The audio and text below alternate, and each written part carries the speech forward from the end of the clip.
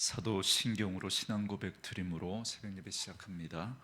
전능하사 천지를 만드신 하나님 아버지를 내가 믿사오며 그 외아들 우리 주 예수 그리스도를 믿사오니 이는 성령으로 잉태하사 동정녀 마리아에게 나시고 본디오 빌라도에게 고난을 받으사 십자가에 못 박혀 죽으시고 장사한 지 사흘 만에 죽은 자 가운데서 다시 살아나시며 하늘에 오르사 전능하신 하나님 우편에 앉아 계시다가 저리로서 산자와 죽은 자를 심판하러 오시리라. 성령을 믿사오며 거룩한 공회와 성도가 서로 교통하는 것과 죄를 사하여 주시는 것과 몸이 다시 사는 것과 영원히 사는 것을 믿사옵나이다. 아멘. 이 아침에 우리에게 주시는 하나님의 말씀은 아모스 7장 10절에서 17절 말씀까지, 아모스 7장 10절로 17절 말씀까지 말씀 찾으셨으면 한 목소리로 같이 읽습니다. 때 베델의 제사장 아마시아가 이스라엘의 왕 여로보암에게 보내어 이르되 이스라엘 족속 중에 아모스가 왕을 모반하나니 그 모든 말을 이 땅이 견딜 수 없나이다. 아모스가 말하기를 여로보암은 칼에 죽겠고 이스라엘은 반드시 사로잡혀 그 땅에서 떠나겠다 하나이다. 아마시아가 또 아모스에게 이르되 선견자야, 너는 유다 땅으로 도망하여 가서 거기에서나 떡을 먹으며 거기에서나 예언하고 다시는 베델에서 예언하지 말라. 이는 왕의 성소요 나라의 궁궐임이니라. 아모스가 아마시아에게 대답하여 이르되 나는 선지자가 아니며 선지자의 아들도 아니라 나는 목자요 뽕나무를 재배하는 자로서 양떼를 따를 때 여호와께서 나를 데려다가 여호와께서 내게 이르시기를 가서 내 백성 이스라엘에게 예언하라 하셨나니 이제 너는 여호와의 말씀을 들을지니라. 네가 이르기를 이스라엘에 대하여 예언하지 말며 이삭의 집을 향하여 경고하지 말라 하므로 여호와께서 이와 같이 말씀하시기를 네 아내는 성읍 가운데서 창녀가 될 것이요 네 자녀들은 칼에 엎드러지며 네 땅은 측량하여 나누어질 것이며 너는 더러운 땅에서 죽을 것이요 이스라엘은 반드시 사로잡혀 그의 땅에서 떠나리라 하셨느니라. 아멘. 오늘은 함께 읽으신 아모스 7장 10절에서 17절 말씀을 중심으로 누가 참 예언자인가 라는 제목의 말씀으로 잠시 은혜를 나누겠습니다. 어제 말씀인 아모스 7장 1절에서 9절 말씀은 세 가지 환상, 그러니까 메뚜기, 불, 다림줄 환상을 통해서 이스라엘의 상태와 곧 다가올 심판의 말씀을 전했습니다. 이어서 오늘 본문은 베델의 제사장 아마시아가 아모스를 모반자로 몰아세우며 박해하는 이야기, 그래서 유다 땅으로 돌아가라고 협박하는 일을 소개하고 있습니다. 먼저 10절부터 13절은 베델의 제사장 아마시아가 아모스의 예언 활동을 회방하는 일을 이야기하고 있습니다. 10절에 보시면 때 베델의 제사장 아마시아가 이스라엘의 왕 여로보암에게 보내어 이르되 이스라엘 족속 중에 아모스가 왕을 모반하나니 그 모든 말을 이 땅이 견딜 수 없나이다 그럽니다. 당시 여로보암 2세는 아수르가 약해진 틈을 타서 이스라엘 영토를 다메섹과 하맛 어기에서부터 아라바까지 회복시켜서 이스라엘을 강성한 나라로 만든 왕으로 그렇게 인정을 받았습니다. 그래서 많은 사람들에게 박수받고 지지받았던 왕이 바로 여로보암 2세였습니다. 그런데 남유다 출신인 아모스가 사마리아에 올라와서 예언을 하는데 하나님의 심판의 말씀을 전하니까 당시 베델의 제사장이었던 아마시아에게는 그 말이 이스라엘 왕조를 부정하고 모반을 부추기는 그런 말로 들렸던 겁니다. 그래서 아마시아는 여로보암 2세에게 이렇게 보고합니다. 유다에서 온 이 아모스라고 하는 그런 선견자가 있는데 그가 그 여로보암은 칼에 죽겠고 이스라엘은 반드시 사로잡혀 그 땅에서 떠날 것이다 라고 선포하고 다닌다고 보고를 한 겁니다. 그리고 아마샤는 아모스에게 유다 땅으로 돌아가서 거기서나 예언하고 다시는 베델에서 예언하지 말라라고 협박을 합니다. 그런데 13절에 보면 아마샤는 베델을 왕의 성소요 이렇게 말합니다. 그러니까 베델의 성소가 왕의 소유라는 말입니다. 그럴 뿐만 아니라 그 베델을 나라의 궁궐이다 이렇게 이야기합니다. 문자적으로 나라의 성전이다 그런 말인데요, 이 역시도 하나님의 것이 아니라 왕의 것이라는 겁니다. 그러니까 이 성소 자체도 사실은 정당성이 없죠. 예루살렘에 그 있어야 할 그 성전이죠. 그런데 이 북이스라엘 백성들이 남유다로 가서 절기를 지키고 그 성소에서 하나님 앞에 예배하다가 이렇게 백성들의 마음을 빼앗길 것 같으니까 베델과 단에다가 금송아지 형상을 만들고 이것을 여호와의 제단이라고 하면서 그때부터 이미 이 하나님의 성소가 될 수 없는 것을 그렇게 성소라고 하면서 거기서 제사장 아닌 일반 백성을 제사장으로 세우고 절기도 마음대로 바꾸어서 그들은 지켰습니다. 이미 하나님의 성소가 아니었습니다. 그런데 더더욱 놀라운 것은 그 성소를 가리켜서 이건 하나님의 것이 아니고 왕의 소유라고 이야기합니다. 왕의 궁궐이라고 이야기합니다. 그러니까 그들은 여호와 하나님의 그 신앙을 처음부터 떠나 있었고 그것이 점점 더 심해져서 이제는 그 한 나라의 그 신앙이라고 하는 것이, 여호와의 신앙이라고 하는 것이 완전히 우상 종교와 다를 바 없는 그런 모습으로 전락되어 온 걸 그렇게 자인하고 있습니다. 그러니까 하나님도 하나님의 성소라고 하는 것도 왕의 소유가 되어버린, 그래서 왕의 권력을 유지하고 그 왕을 위한 것으로 전락해버린 그 모습을 지금 자인하고 있는 것입니다. 그래서 12절에서 아마샤는 아모스에게 유다 땅으로 가서 거기서 예언하고 거기서 떡을 먹으라 그럽니다. 여러분, 여기 이 떡을 먹으라고 하는 이 표현도 마찬가지입니다. 아마샤는 아모스를 직업적인 예언가로 그렇게 보고 있습니다. 당시 북왕국에는 직업적으로 예언하는 자들이 많이 있었습니다. 여러분, 이 아마샤 역시도 마찬가지인 거죠.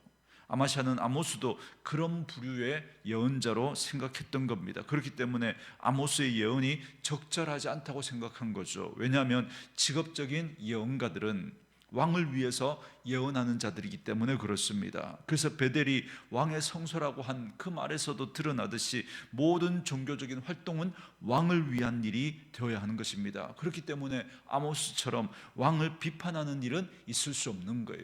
왕의 귀에 듣기 좋은 말만, 왕이 듣고 싶은 말만 전해주는 그런 사람들이 직업적인 예언가, 다시 말하면 거짓 예언을 하는 사람들인 거죠. 그 당시 북이스라엘의 그 예언자라고 하는, 선견자라고 하는 그 모든 사람들이 다 그렇게 거짓된, 그래서 왕의 귀에 듣기 좋고 사람들이 듣고 싶어하는 그런 이야기만 전하고 있었던 겁니다. 그런 눈으로 볼 때 이 아모스는 적절하지 않은 거죠.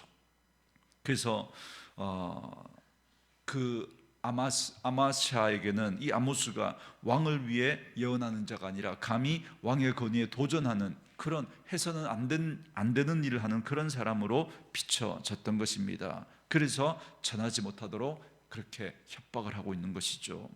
여러분, 이 모습을 보면서 정말 기가 막히게 오늘 우리 한국교회의 이 현실과 너무나 잘 틀어맞는 말씀이라고 생각이 들지 않습니까?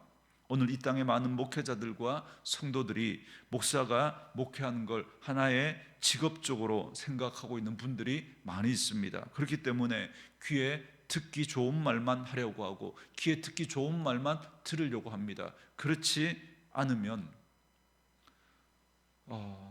사람들이 그 사람을 이렇게 목회자로 인정하려고 하지 않는 그런 시대에 우리가 살아가고 있습니다. 과거 우리 한국교회가 여러분 5.16 군사 쿠데타로 그렇게 군사 정부가 들어섰을 때 한국교회가 거기에 대해서 제대로 말을 하지 않았습니다. 침묵했죠. 그리고 조찬 기도회에 불려가서 그 군사 정부를 위해서 또 대통령을 위해서 축복해주고 오히려 그걸 자랑스럽게 여겼던 우리 한국교회의 부끄러운 현실을 우리가 기억하고 있습니다. 오늘 이 시대에 정말 있어서는 안 될 그런 이 군사 내란 반란이 일어났음에도 불구하고 오늘도 여전히 침묵하고 있는 많은 오늘 이 한국교회의 현실들, 목회자의 모습들을 봅니다.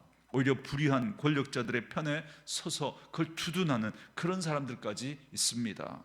안타깝지만 이것이 오늘날 우리 한국교회의 현 주소입니다.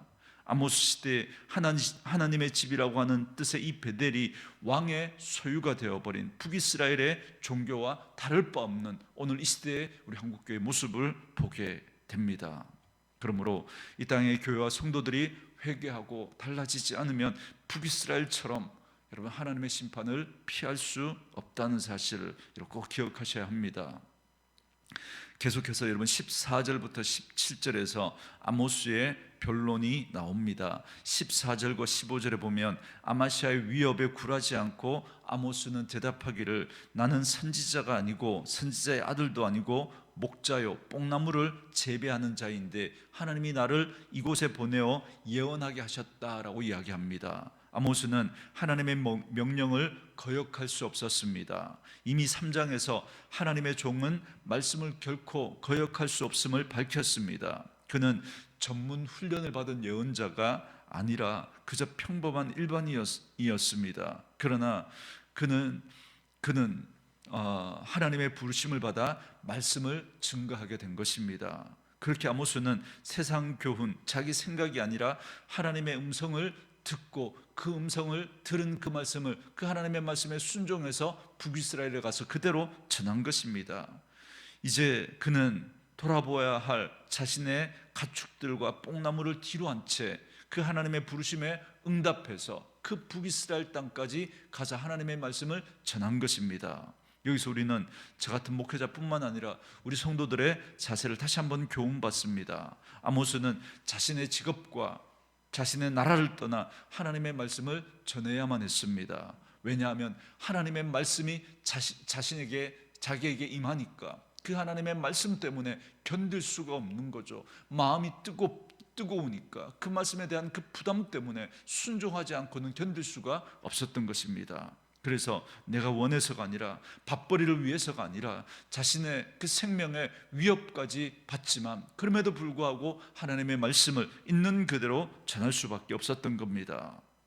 여러분, 아모스가 그 북이스라엘 땅에 가서 하나님의 말씀을 전하는 이 일에 순종하는 것 결코 쉬운 일이 아니었을 겁니다. 그러나 그는 그 말씀에 그대로 순종합니다. 그는 자신의 상황과 형편을 내려놓습니다. 자신의 이익과 이득을 내려놓았습니다. 그리고 말씀에 그대로 순종하고 그 말씀을 전한 것입니다.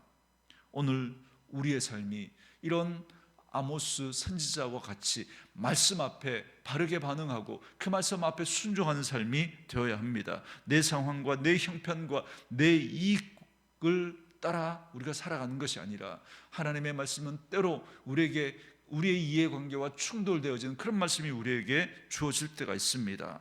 그럼에도 불구하고 내려놓고 그 말씀을 듣고 그 말씀에 순종하는 삶을 살아가야 합니다.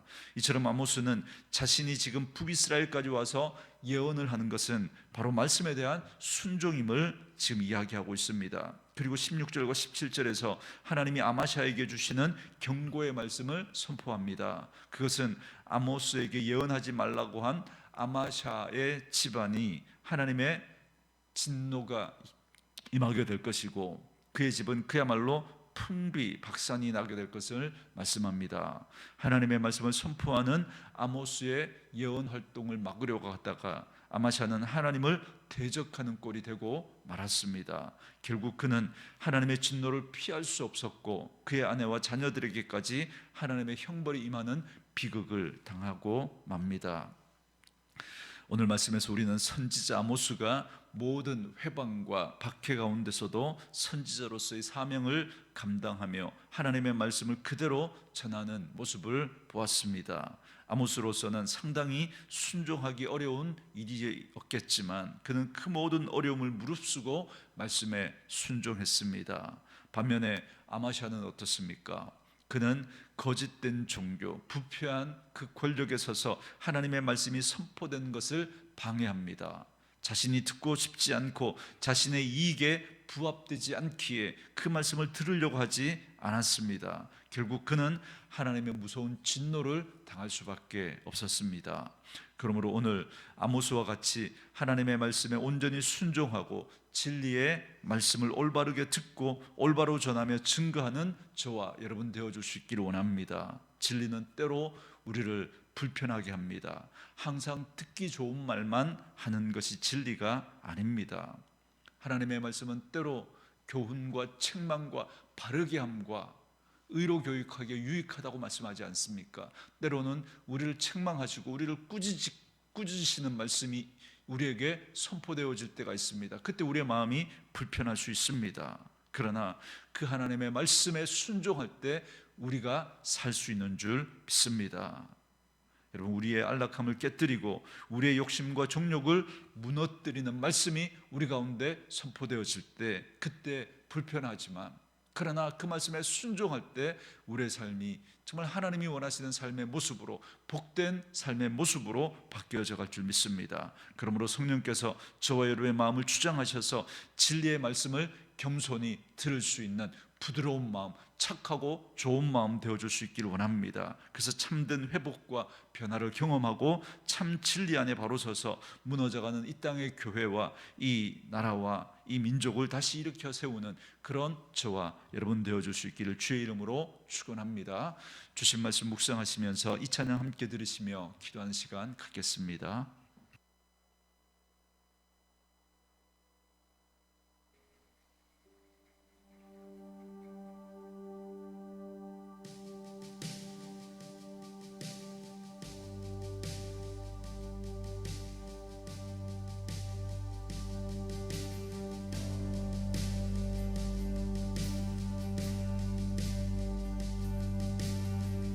어두운 맘동이 터온다.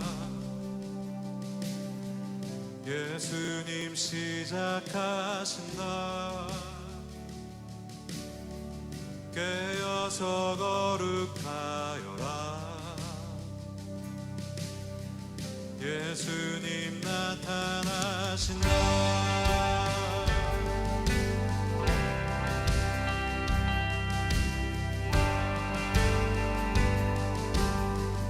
어두운 밤 동이 터온다.